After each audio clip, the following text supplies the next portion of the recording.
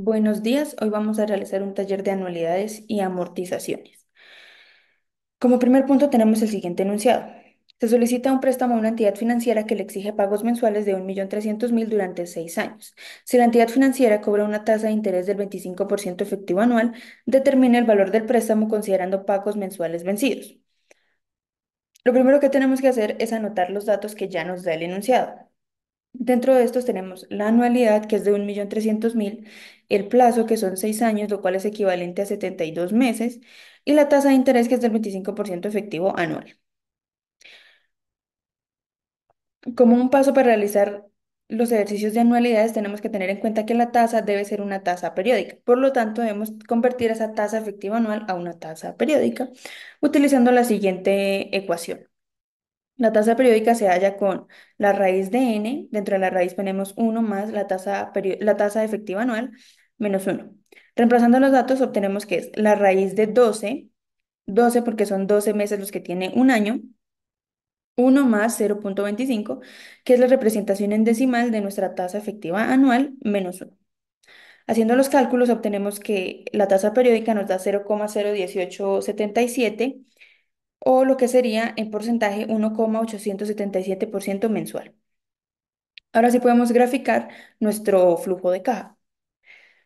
Teniendo en cuenta que son pagos mensuales vencidos, observamos que los pagos se inician al final de cada periodo, por lo tanto inicia acá en el mes 1 y va hasta el mes 72. Es muy importante recordar que se hacen al final de cada periodo. Vamos a hallar el valor presente, o sea, el valor de la deuda, es nuestra incógnita. La tasa de interés se anota aquí, que es la que hallamos previamente y vemos que es compatible con el plazo mensual y meses. Y ahora tenemos que buscar una fórmula de valor presente teniendo en cuenta una anualidad vencida. Para ello observamos que es la siguiente fórmula. La anualidad por uno menos, entre paréntesis ponemos uno más la tasa de interés periódica elevado a la menos n sobre la tasa de interés. Reemplazando, vemos que A sería 1.300.000, que es la anualidad, por uno menos, entre paréntesis, uno más 0,01877, que es la representación en decimal de nuestra tasa periódica que obtuvimos anteriormente, elevado a la menos 72, que este sí es el plazo que nos menciona el enunciado, sobre la tasa de interés. El valor, o haciendo los cálculos, nos da 51.104.448,52, que ese sería el valor del préstamo, teniendo en cuenta pagos mensuales vencidos. Ahora tenemos que hallar el valor del préstamo considerando pagos mensuales anticipados. No es necesario volver a anotar los datos porque son los mismos del enunciado anterior. Observamos que nuestro flujo de caja cambia un poco, ya que los pagos son anticipados, entonces iniciarán a hacerse al inicio de cada periodo. Observamos que inician desde el periodo cero o el mes cero y van hasta el mes 71. Esta última flecha sería correspondiente a hacer el último pago. Vamos a hallar nuevamente el valor presente, que es el valor del préstamo. Nuestra tasa de interés será siendo la misma, puesto que otro de los requisitos en el tema de anualidades es que nuestra tasa de interés sea una tasa periódica vencida y las anualidades seguirán siendo las mismas. Observamos que tenemos que buscar una nueva fórmula de valor presente teniendo en cuenta una anualidad anticipada y para ello observamos que este factor es el mismo que el anterior, sin embargo acá se le añade este nuevo factor, que es uno más la tasa de interés. Reemplazando los datos, obtenemos que el valor presente nos da 52.063.679,02. Ese sería el valor del préstamo teniendo en cuenta pagos mensuales anticipados. Como segundo punto tenemos lo siguiente. Determina el valor de la cuota semestral durante 10 años para cancelar una deuda de 40 millones contraída con la institución financiera que cobra el 5,41% trimestral. Construye la tabla de amortización con cuota fija que refleje el comportamiento de saldo hasta cancelar la deuda. Lo primero que tenemos que hacer es lo mismo que hemos hecho anteriormente y es anotar los datos que ya nos da el enunciado. Tenemos el plazo que son 10 años, lo cual es equivalente a 20 semestres. El valor de la deuda del préstamo o el valor presente, que es de 40 millones, y nuestra tasa de interés que es del 5,41% trimestral. Observamos que nuestro plazo y nuestra tasa no son compatibles y para ello tenemos que convertir la tasa trimestral en tasa semestral, puesto que el enunciado nos dice determine el valor de la cuota semestral. Tenemos que convertir todo a semestres.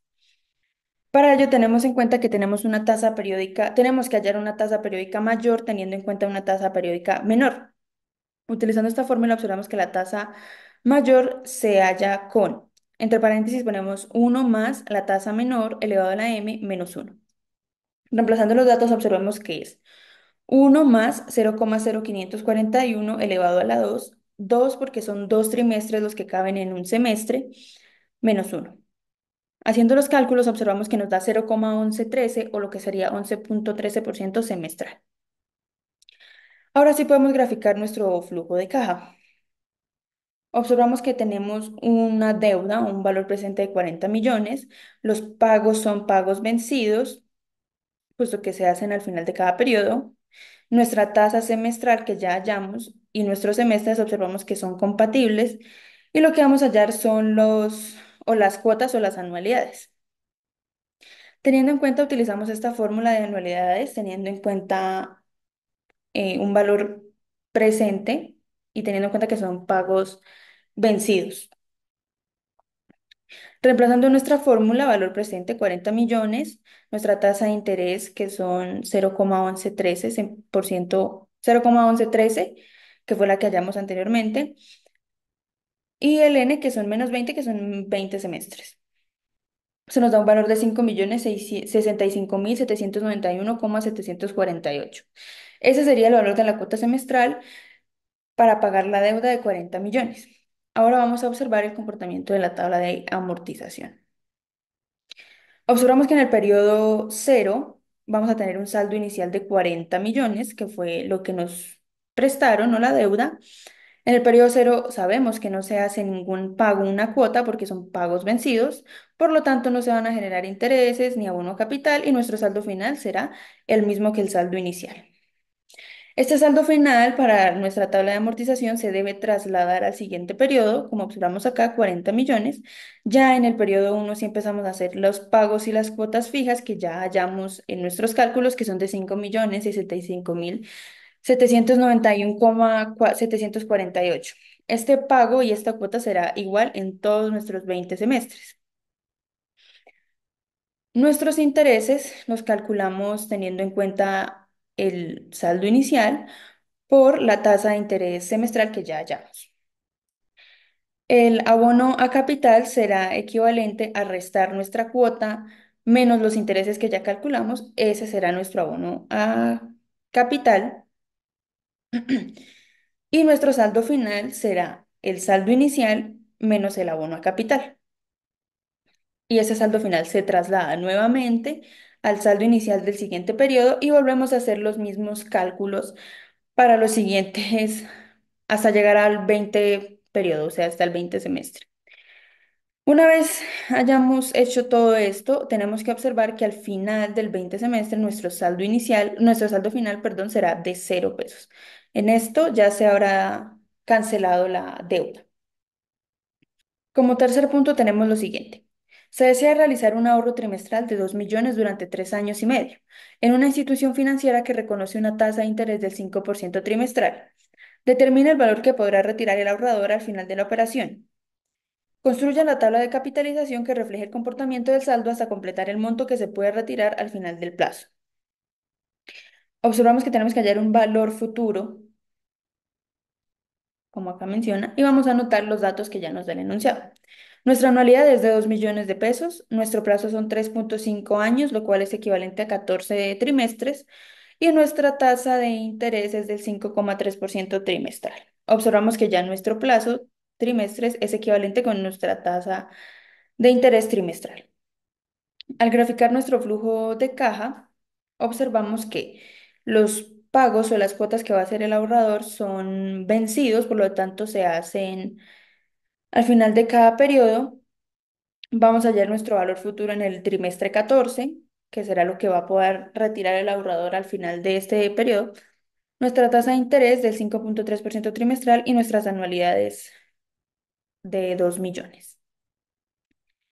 Nuestra fórmula para valor futuro, teniendo en cuenta pagos vencidos, será la siguiente. Anualidad por uno más la tasa de interés elevado a la n menos uno todo sobre la tasa de interés. Reemplazando los valores tenemos 2 millones, que es la anualidad, por uno más 0,053 elevado a la 14 menos uno dividido en 0,053.